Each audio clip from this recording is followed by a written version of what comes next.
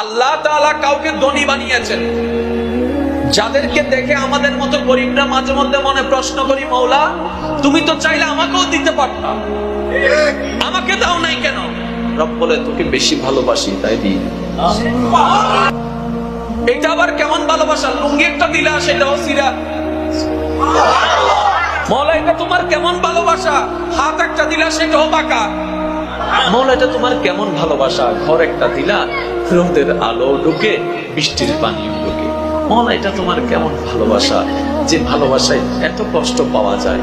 মওলা এটা তোমার কেমন ভালোবাসা, যে ভালোবাসায় এত অশান্তি পাওয়া যায়।